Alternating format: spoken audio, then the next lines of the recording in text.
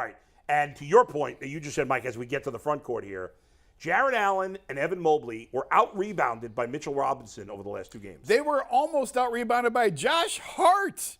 Pull up Josh Hart's numbers last night. I think Josh had 1 less. A guard had 1 less than Mobley and Allen combined. Beyond ridiculous. Here, have another water. You're going to need it. I'm definitely going to need it. So here's the thing. G just went off about you can't play Jarrett. I mean, I can't believe how bad these guys were. I can't even make a case. You think about their 4 best players. I can't make a case for any of them doing anything good. But specifically on the front court, guys, when it comes to changing it up, yes, it feels like right now, okay, you change it up.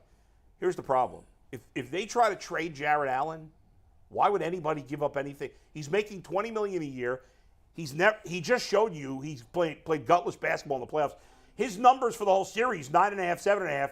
What were his points and rebounds, Mike, for just the last 3 games? I'd love to know that. It was probably like 5 and 3. Very low. I will look that up, but it's very, very low. Jason, what are they going to do about this front court? Is it possible to make a change, and if so, how? Well, before we get to that, here's what's most disappointing to me about this is why I'm so disappointed in Jarrett.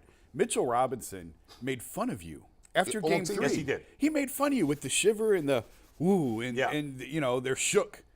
What was your response? They let them punk your ass again in 4 and 5. Yes. That's on Jarrett. That's on Donovan. That's Yes. on JB. That's on everybody. We saw what happened in the Memphis series when Dylan Brooks ran his mouth and acted like a moron and how the Lakers responded to that. Yeah. Although Memphis did a good job yesterday winning the game. Yeah, but fine. they'll win. They'll lose the series. Lakers are going to win the series. Yeah. But to just roll over again Pathetic. after they made fun of you. Yeah. They made fun of you. They said you're Jason, soft. to your point, last night, late in the game, Mitchell Robinson crushed Darius on a foul and then stood over him, and nobody did anything. Nobody did Gutless. anything. So I'm not going to sit here and say trade Jarrett Allen based on this series. I'm not going to say that. He had a terrible series. He has been a tentpole to what they do defensively. He is in the regular season. He's a linchpin to what they do. And I'm not going to let one series say you have to trade Jarrett Allen. But the bigger picture is what we alluded to earlier. Can you win in today's NBA with 2 non-shooting bigs? I mean, there's 5 guys in the paint when Evan's 3-point shooting regressed this year. He's down to 21%. So he's a non-shooting big right now. Jarrett Allen's a non-shooting big right now. So you have those 2 guys, the 2 guys guarding them. There's 4. And whoever's guarding Isaac Okoro, there's 5. Right. Or Lamar Stevens, whatever. There's 5 guys in the paint in a playoff series. You can't win that way. There's nowhere, and that's why I blame Donovan. I'm going to give him the bulk of the blame. But at the same time, I'll acknowledge there's nowhere for him to go on the court. You can't, there's no room. Because the floor isn't spaced properly. So for that reason, I think you do have to look at trading Jarrett. But you're right. What do you get for Jarrett? It's kind of like Ahmad Rosario as a left fielder. That's why they moved him back to shortstop. He has no trade value as a left fielder. What value does Jarrett Allen have as a 7-foot rim-running center who's making $20 million who doesn't shoot? All the best bigs today are skilled bigs who can dribble, pass, and shoot. That's not Jarrett. Jarrett's not a shooter. He does shoot threes at the end of practice, but that's it. He's not a guy who's going to stretch the floor for you, and you're not moving on from Evan Mobley. So I do think that they have to explore that. And I actually started calling a couple people this morning around the league okay, what are you going to give me for Jarrett Allen right now? What are you going to give me? And I never really got a good response. I don't know. I haven't looked at it. But you're not going to get what you really need, which is a wing who can dribble, pass, and shoot. Those guys are the most valuable commodities in the league. That's what this team is missing. That's what they've been missing since LeBron left, and they've never been able to fill that spot. They traded for Lauri Markkanen, and they reworked him into being a 3, and then they needed Lowry for the Donovan trade. But that's the biggest, most glaring hole on this team is wings who can dribble, pass, and shoot, especially the shooting part. I'm going to say it all offseason. Shooting, shooting, shooting, shooting. They've got to find more shooting. I don't know how they're going to do it right now. I don't know if Jarrett Allen's going to bring it back, but I do think that's something you have to explore, which is nuts. Because 11 days ago, we never would have said that. Earlier this season, I had Cavs people tell me it doesn't matter what happens with Donovan because we've got Evan, Jarrett, and Darius, and that's a great threesome to have. But I don't know that you can say that anymore. Hell no, you can't say that no Specifically the front court. Obviously, you don't think it's you can bring back the same front court. No. Listen, Jarrett Allen, it's just...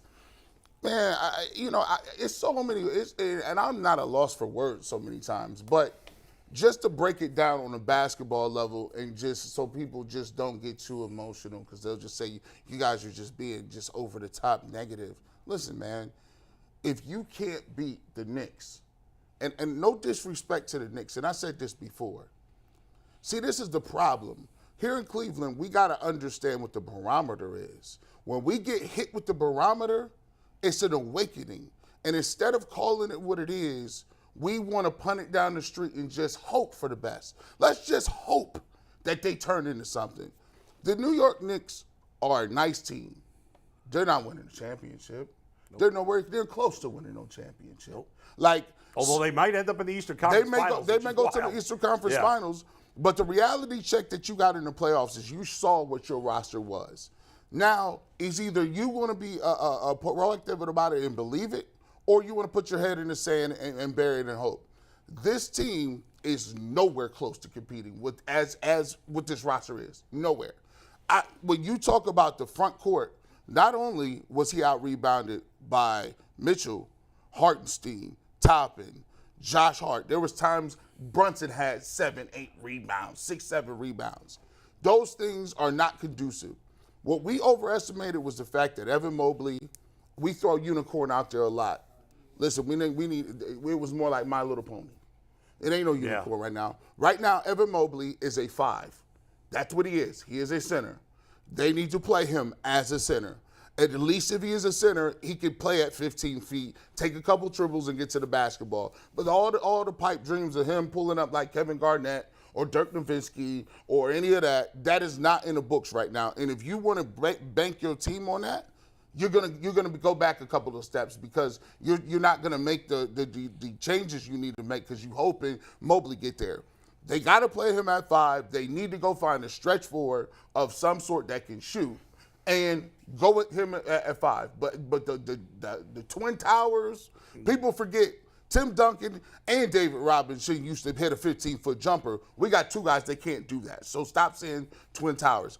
They got to split this apart. It's not going to work. They need to figure out. And that's why I loved about LeBron.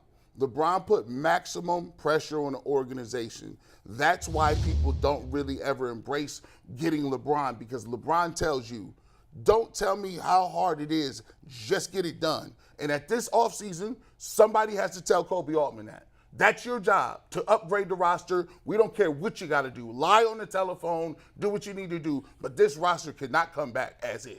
By the way, there were a lot of people at the trade deadline. Our fans do this all the time. They do this with the Guardians all the time. They were like, well, let's not mess with the chemistry. Oh, Lord. Now, the Cavs didn't have anything to trade anyway, so I don't know that they could have gotten anything.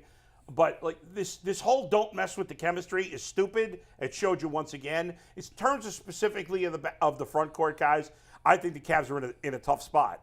It doesn't feel like, yes, it is somewhat prisoner of the moment to say, well, we don't want to bring this front court back the same because they played so badly in the series.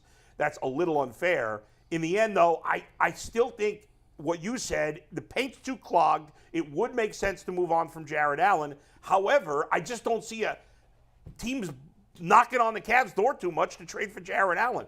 But let me ask you this about Evan Mobley, Jason, because we've all thought, Evan Mobley, the ceiling is the sky. Has the way he played in the playoffs changed that opinion at all, or no, because he is really young, doesn't matter? My opinion on him hasn't changed at all. Now, again, in the regular season, he shot 21% from 3. That's got to be higher. He's got to get better at shooting threes to really reach his maximum potential. Here's the thing to remember about Evan. I mentioned this a few months ago. The Cavs are in a unique position because their best piece came last. And usually, your best piece comes first. You're a bad team, you tank, whatever. You have a high draft pick. You get your foundational piece, and then you build other pieces around them. And the downside to that is, you're in year 4 or 5 before you make the playoffs for the first time, and now you're up against this contract. So that's the downside to doing it that way. The advantage the Cavs have is they drop their best piece in last, so they have a lot of space now before they have to worry about his next contract. The flip side, the downside of that is he came last. He's only 21. This is only his second year, and you're asking him to play a major, major role against grown-ass men in this series when typically guys in his position are on rebuilding teams winning 30, 35 games, and he's got a lot of time to grow and develop and mature. Again, when they brought Donovan in, it sped up his timeline too. That's right. And all of a sudden, the development of Evan Mobley took a backseat to winning, which it had to. That's the way it is. So, and I wrote it this year. I absolutely think some of Evan's growth was stunted by bringing Donovan here because you put the ball in Donovan and Darius's hands. Right. They're the engine that drive this team. And Evan, you're going to have to get the scraps and figure it out where you can. Right. As opposed to if Donovan wasn't here, there would have been a lot more of Darius going to focus on Mobley. Evan, Evan's growth. That's all gone once you bring Darius in. Right. I don't have a problem with that necessarily, but it's going to stunt his growth. That's just the nature of it. So I'm not gonna give him a pass for this series, but I didn't think he was the problem. Like, he needs to make more shots in the paint. Yes. He needs to develop a better three-point shot. Yeah. Yes. But I saw nothing in this series that makes me say Evan is not the player. I know a lot of people are coming down on Evan and say stop with the Giannis, stop with the KG. I've always said Bosh. But Chris Bosh can hit a three. And that's the part that Mobley, that's the part Mobley has to develop. And I would agree, if of their four big four, if you will, I'd blame him the least of the four guys. But he didn't play well. But he has the most. I would give him the most excuse for not playing. 21 years old in his second year, put in a really tough position. All right, we're going to switch to the backcourt Before now. we do First, that, let's go to I Mike. have a stat about Evan Mobley, and this stat's brought to us by the USFL. I know we're talking basketball, but football season is still going on here in Ohio. Check them out down in Canton, USFL.com. Family fun for everybody, $10 a ticket, affordable, family-friendly fun. Check them out in Canton and around the country at USFL.com. Of all the things we could talk about with Evan Mobley, and he certainly was outplayed, out-physicaled, and looked like a young player learning how to play in a postseason against a physical team, he still led the Cavs in overall plus-minus. So when you look at, to Jason's point, of all the players when they were on the court versus when they were off, he was their most efficient and most effective guy as far as keeping the Cavs within games. And I do agree with Jason that he deserves some blame, a small fraction in totality, but he is still 21, and we have to kind of temper our expectations. He gets the least blame, He played even like though a he didn't My play Little well. Pony. He did not play well. And G's point of we thought he was a unicorn, he played like a My Little Pony doll in this series. That's totally fair. Yes. But in totality, he was not the reason they lost this series. No, he's not. So. He's not. Like, Evan Mobley is a second-year player who's undersized. He ain't got no meat on his bones at this point.